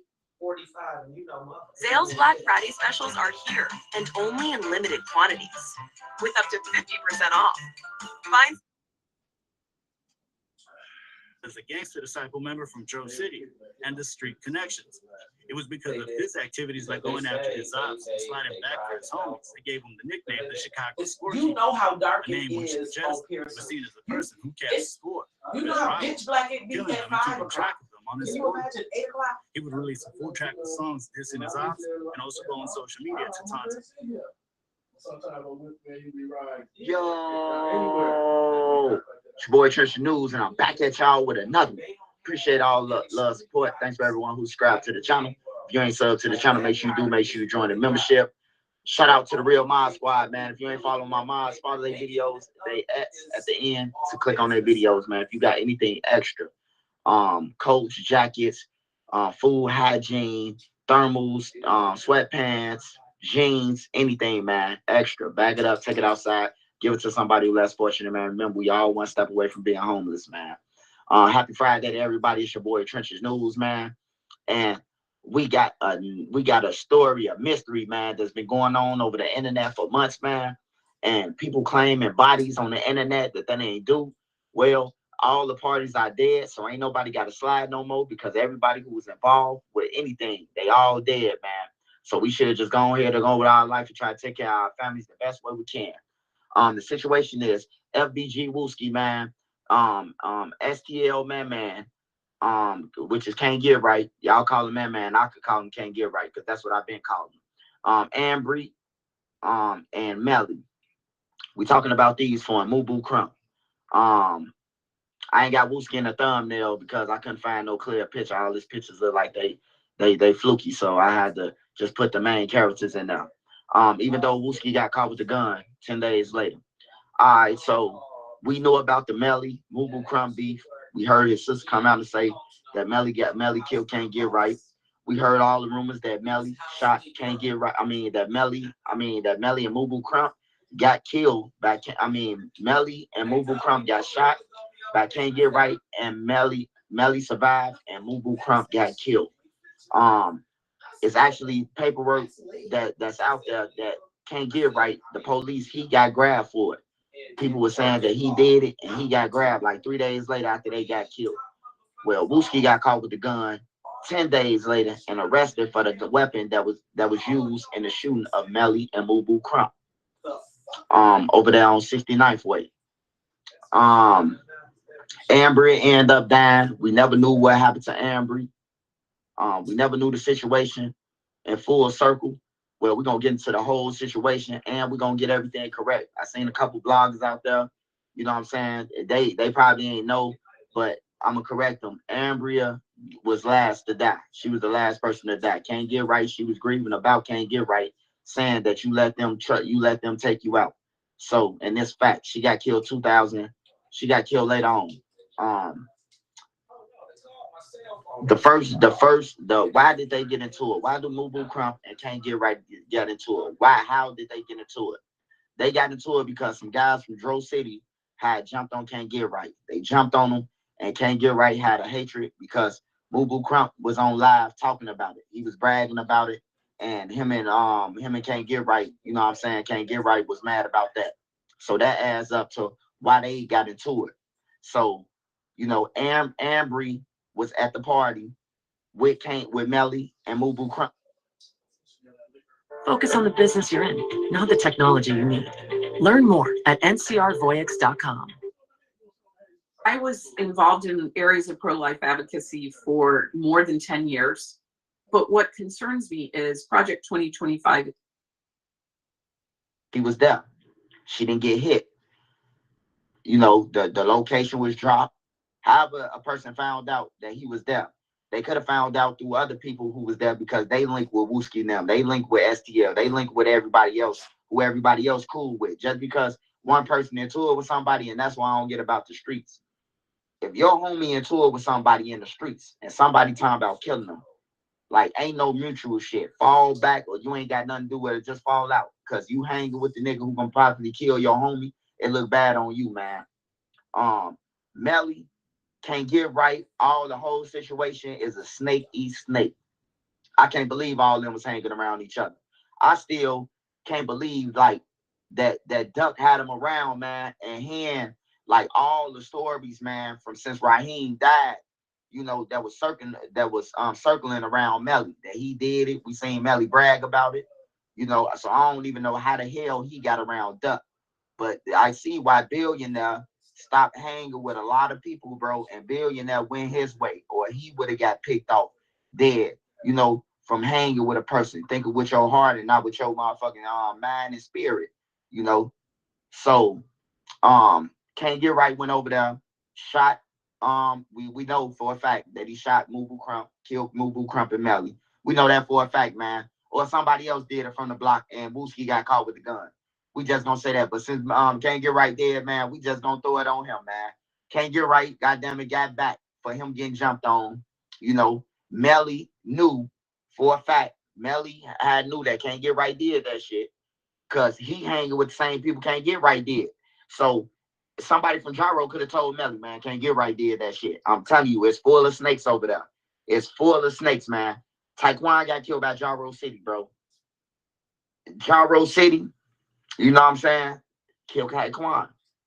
So it's a lot of snake shit. They try to kill Brick and kill Taekwon. It was a whole bunch of situations. Twinkle Toe, that was an inside. That was some inside shit. You know what I'm saying? Like Twinkle Toe got hit up 2 times before he got killed. He the first person who got hit outside the county too. And I'm gonna do a story on Twinkle Toe, the real story, because I know him. You know. So Can't Get Right did that. Melly knew. It was tension at the thing on Poppy. There had been tension since then.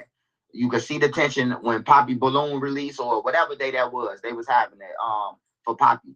You know, Can't Get Right and Melly was facing off like the medieval times, and Can't Get Right was dropping wise. Now a lot of people say, "Oh, SDL been dropping wise." Yeah, but not in front of Melly, not in front of a person who got wise. And if they was dropping wise, then they'll say TYMB. But you ain't gonna drop no wise in front of a person who's throwing them up. So that's beef anyway. So, you know, I told y'all the shooters looked like they ran towards Vernon. The shooters ran down Vernon. You know what I'm talking about? And according to witnesses, the shooters ran down Vernon, not towards 63rd. They ran down Vernon. Why would you run all the way down Vernon? And then that's the whole Gyro City from 63rd to 61st. Like, why would you if you ain't linked to them? So that's what made me say that Melly them did that shit to Can't Get Right. Okay. So 10 days after Mubu Crump them got killed, Wooski got caught with the gun. Not saying that Wooski killed them or none of that. He just had a weapon. People swapped out weapons. That's understandable in the streets, in the trenches.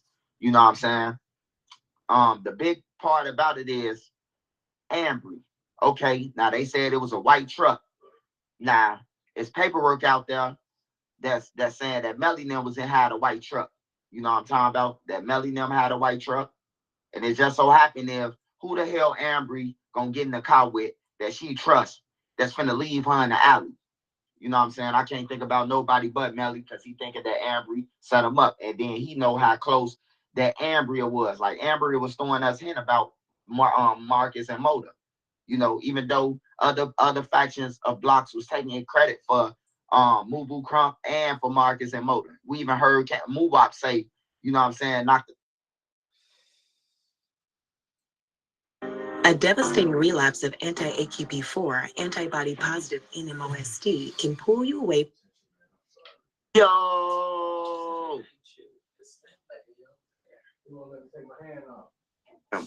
Or y'all move, and that's the area that you move into, and then you get cool with the guys. You know, just like when the low-end project buildings went down, everybody from 39th went to 63rd.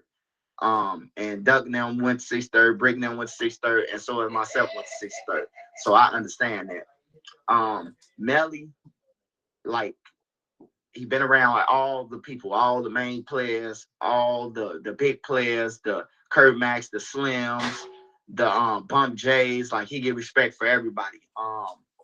Melly would become like YouTube, internet, and all that. Like he would come on the internet like 2012, you know, with a lot of killing. The music was at its all-time high or getting started, and it was in its primes, and it was at a high level. And Melly started getting on the internet, you know, and voiced his opinions about people that he hated. Now Melly was a BD, but Melly can go around, you know, MCs, Stones, everybody, like they loved him. So it let me know that for them to love him like that, these big names, either they was family or they respected him off his street and his gangster. Melly, you know, it was a lot. It'd be a lot in the it'd be a lot on YouTube and, you know, floating around that Melly did this to this person. Melly did this. We heard about the Raheem situation with Raheem. We was hearing it for months and years. You know what I'm saying? We was hearing about a lot of things that Melly was into. And plus they was getting on YouTube, you know, claiming it and bragging about it. So, you know, he will link up with Duck like sometime, and probably linked up with Duck in like when Duck had Slide and everything going on was hot, because before that, Melly ain't never been around Duck or none of them really. They probably was coming around Jaro, hanging around, you know, Real or somebody like that, and being on the block. But they wouldn't be out there how they was in 2018. So, you know, when I always tell people, man, the kids, man, it ain't good to link with people, bro. It ain't good at all. It ain't good, man. Just stay on your block. Whatever y'all got going on, you do on your block, man. Because once you link with somebody, not only do you mess up, but you take on these people problems. So Duck and Melly end up linking. You know, I don't know how it happened when it was allegations against him, you know, killing Duck's cousin. That was weird, you know. But Duck probably knew something that we know that we didn't know, like as if he didn't do it or nothing. Somehow to make him comfortable to let him around after these allegations going on the internet. They was cool. Everything was copacetic. Everything was going to shows together. But I kept seeing like people from St. Lawrence and like a few people like the Can't Get Rights, the Wooskies. They'll be looking side-eyed, like they'll look at them side-eyed. Can't Get Right had a problem with it, man, and we knew it. You know, Melly was cool with Crump. Can't Get Right got jumped on. Mubu Crump was talking about it, you know what I'm saying? He and Mubu Crump ended up getting killed, and Melly, that was Melly homie. Melly actually got shot with Mubu Crump, you know? So Melly probably knew something that we ain't know, you know what I'm saying? Far as Can't Get Right, because the way they looked at each other in that video in the field for Poppy, man, it looked like Can't Get Right was like, nigga, I know you a snake. And Melly was looking like he was just laughing at Can't Get Right. He just busted laugh. Duck try to confuse like you tweaking Can't Get Right, but you know, like I seen it from a mile away what was to come. You know what I'm saying? Either they be snake or they snake him or he snake them. You know what I'm saying? That was the way of a picture of 1,000 words. So Melly, after that, you know, they was getting into it. You hearing rumors on the internet that, oh, he snaked him and he snaked them. Well, Melly ended up, they were shooting dice and one of the members supposed to owe Melly some money from shooting dice. He didn't give up the money to Melly. And I guess Melly was fed up with it. Resolve, better than the leading competitor at destroying stains, neutralizing odors, and preventing remarking.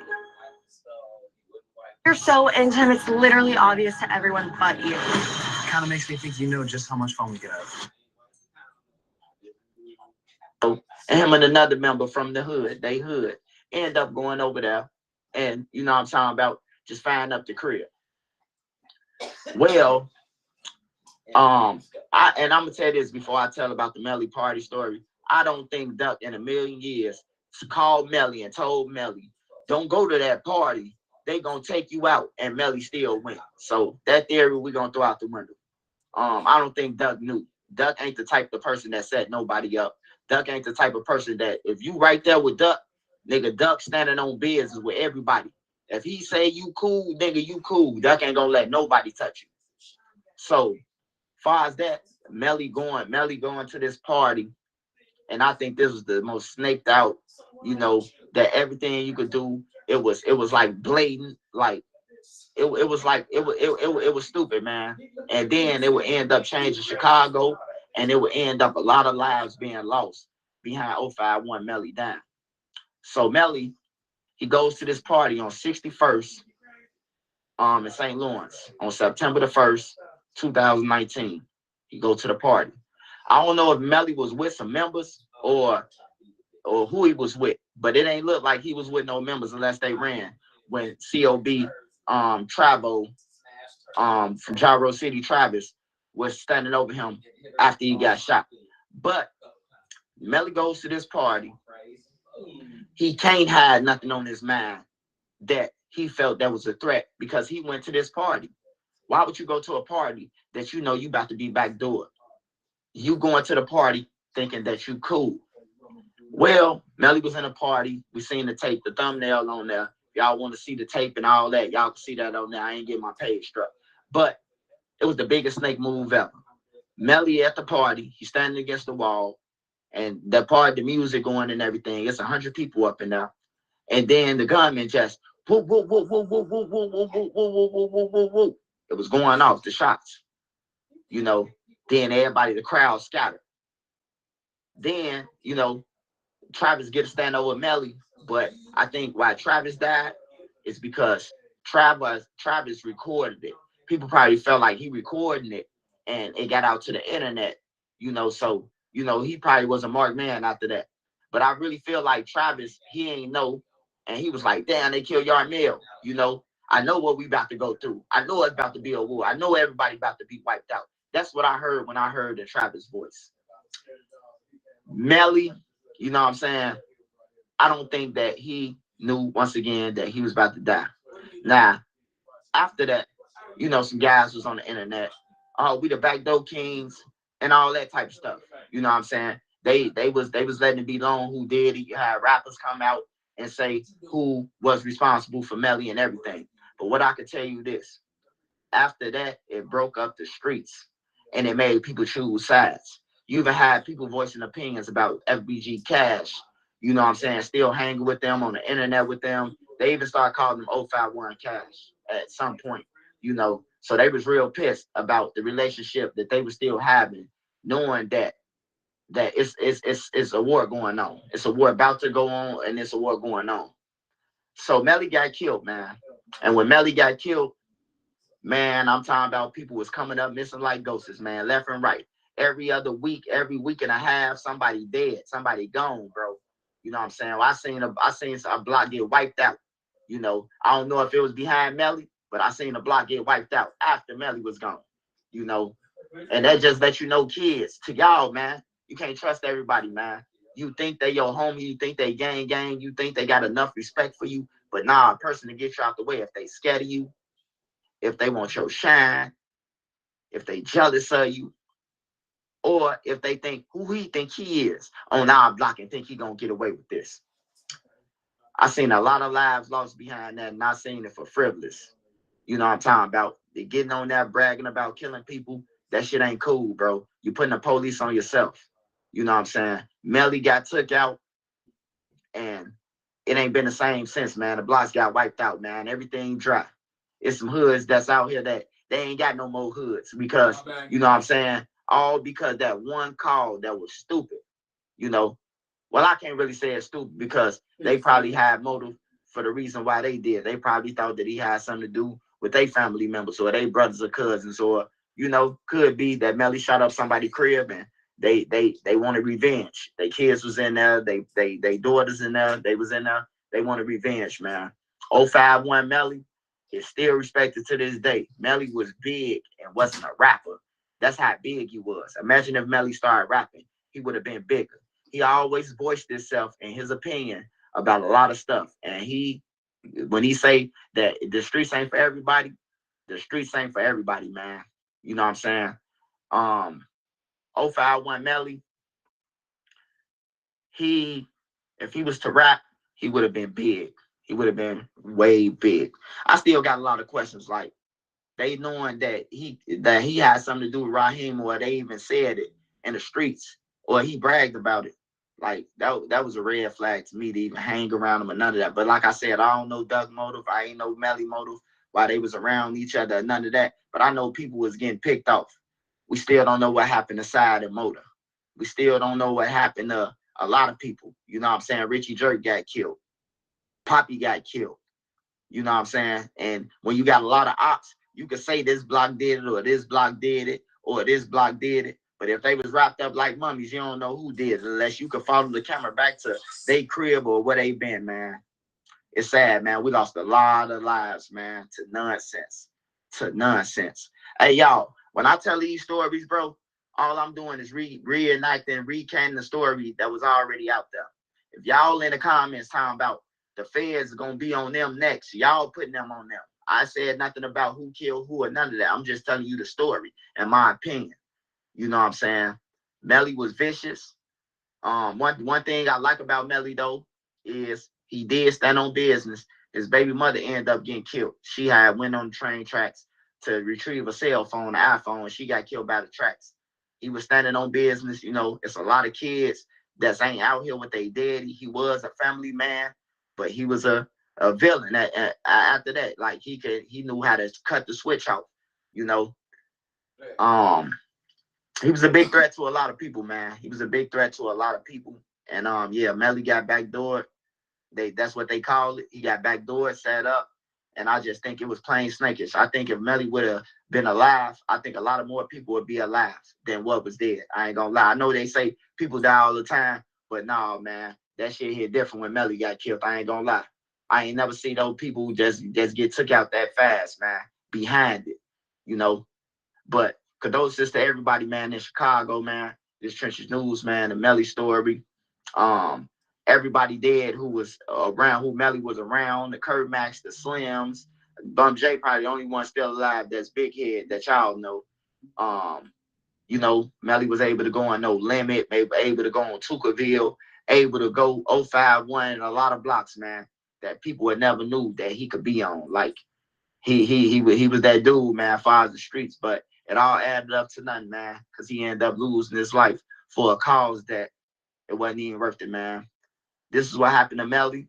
He got killed at a party, backdoored by his allies, who he thought that was with him, but really, his allies weren't with him. His allies had a plan to get rid of him that day. And after that, the parties that was involved, most of them took out. Most of them, you know what I'm saying, either gone or in jail or got to look over their shoulders, man. Because his people, like, they ain't going. It's just sad to say about that. But I hope all the violence stop one day. I hope the brothers wake up and see that, you know, like, man, I ain't finna kill him for no reason, bro. Like, why am I killing him? He ain't had nothing to do with my homie. People just running around playing God, killing anybody. Not to see if somebody shot your mama or they did something to your people and you knew for sure that he did it. Not just going off because he bragged, but he did it, you know. But playing God, man, gets you nowhere, man. This is the 051 Melly story. Melly was accused of a lot of crimes, man. He was accused of, you know, people say can't get right. People say, a lot of people, man, Ambria, you know, but we can't prove none of that, so we can't really say none of that. But we know that he had a voice and an opinion about everything, and he can go a lot of places, and he was with a lot of people. You know what I'm saying? So y'all get in the comments and let me know what y'all think. I'm dropping another video to, man, I'm dropping.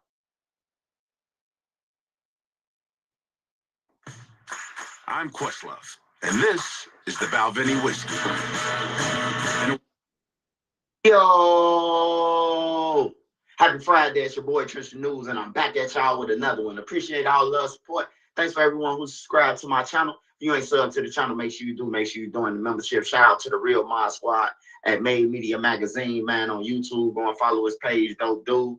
Got good content, funny content at the one and only Real NC. Make sure you go and follow my sister, man, NC. She dope content and everything. She give you the fastest updates on the fastest news in the trenches. At the Real Keon, baby, go and follow her page on all platforms. At Savage Black, follow him on all platforms. Joe the Mob on all platforms. Sparks Visual, you need a visual on all platforms, man. Chris Paulo 773, follow him on all platforms. Queen Lotus 126, dope channel. Go and follow her, y'all. OMC Off My Chest, go and follow him, y'all. And last but not least, Kenny Mother and Rogers. Go and follow him. Kenny Rogers 2006, man. Dope channel. Go and follow him. But enough of that, y'all. If you got anything extra, clothing, coats, boots, food, hygiene, bag it up, man. Go outside and give it to somebody, man. It's snowing outside. It's cold. And, man, it's cold outside, man. And the Hawk is here. And where they located downtown is bad, man. It's the weekend, man. Y'all be safe out there, man. Keep your head on the swivel. You know, it's the most dangerous part of the weekend where people get to dying left and right for no reason. Hijackers and all that, man. Make sure y'all be safe out there, man. This your boy, Trenches News. And I'm back at y'all with another one, but enough of that. Old Block J Money, man. Old Block J Money we talking about. Remember, Old Block, man, got killed 2013, man, on the 65th, 6600 block in between of Rose, man. We didn't know a lot about it. We just know that they had Lil B as a suspect, and you know it was going around songs and everything. And we didn't know why J Money was hanging over there. Well, now we know why J Money was over there. J Money was over there with a girl named Smokey, man. She from Old Block, but she got her baby daddy now from EBT.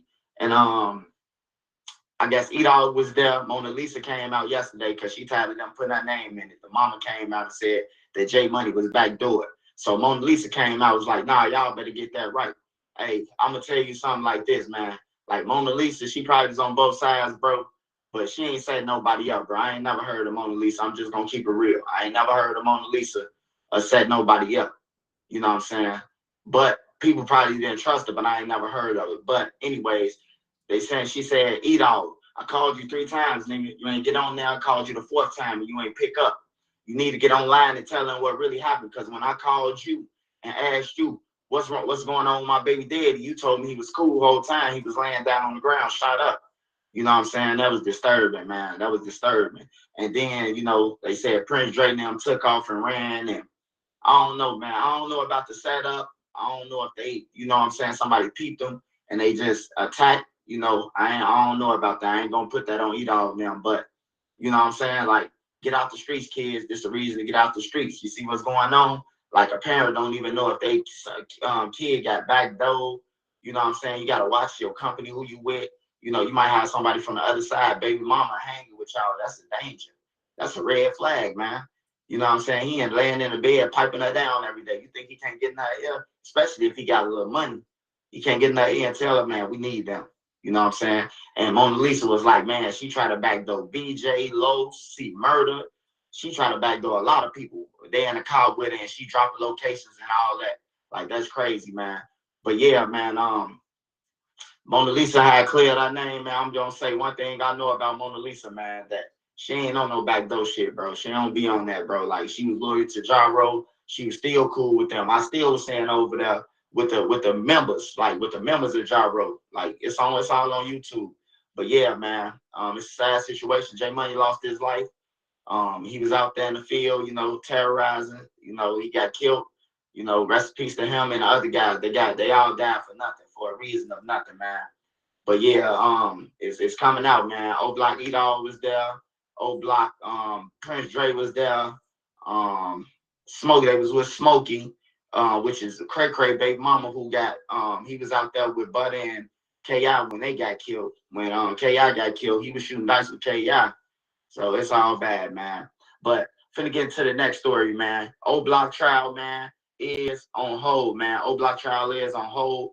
They have had the rest of the closing arguments, and then the verdict could go to the jury after that, man. And other news, man, Mickey the Truth, man, is under fire, man. They got fire up under her ass right now. They saying that she did something wrong. And, hey, look, let me just tell y'all that, man. Keep my name up out of that, man. Stop blaming Trisha News for everything. They went down there. Mickey the Truth was in the courtroom when I was in there, man. And she ain't had no problems, bro. She was in there doing that. You know what I'm saying? But on the other end, he probably didn't want her reporting about it. He knew she was gonna come out and report about it. So he did what he did. Don't blame me for shit. And Sadie Nash, his ass was clout chasing on everything. He already was on the news already. Then now you want to go down there. They watching. They been watching. What you mean? Like, y'all act like they just started watching now. Cause this case. Man, they been watching, bro. They've been following Old Block since 2018. So they've been watching. They've been watching all the crimes and everything. Can y'all read? Reading is fundamental, man. on everything. I always wake up, man. Y'all got my name in y'all mouth, man. Trenches News this, Trenches News that. Man, get off Trenches News dick. Trenches News said this. I blocked the fruits with this time.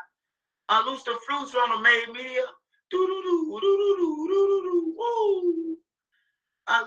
Unleash the flutes on the made media on everything. Hey, but look though, Mickey the Truth, she doing that job, man. First y'all was just with her, and now y'all against her, man. See, this how this YouTube shit work, man. Ain't no friends, man. Motherfuckers ain't got no content, so they finna throw her ass up under the fire. Woo! Well, I enjoy seeing the ride, man. It ain't the fun when the rapper got the gun. But on other news, man, Quando Rondo, man, has been released from jail. Quando Rondo has been released from jail again. The feds picked up his case for a drug case, and he bonded out, and he on house arrest right now. Man, hopefully, you know, he could just stay out, man, and enjoy his money, man. People get money, and they don't know how to act, man. They don't know how to act. They just change. They just, you know what I'm talking about, get more stupid when they get money. You supposed to get money and be more comfortable and more humble and more, you know what I'm saying? I ain't gonna jeopardize this because I got this. But they don't think like that, man. They think of straight jeopardizing the bag, man. Got all felons around them, man. It's like all bad. It's all a setup at the end of the day, man. You got a felon, I got a felon. We got money. They commit crimes, but I ain't committing crimes, but I'm making the money and I'm passing it down to them. Passing our money to them. That's a RICO, bro. Like, for real, you can't even help your homies no more. It's a RICO. If you having some niggas who could kill them out here and they name ringing and killing them, they saying you pass them hundreds and hundreds of thousands. Hey, bro, it's a RICO. You hear me? So just take your money, man, and put your homie on, get him a business. Why everybody got to get a nigga drugs?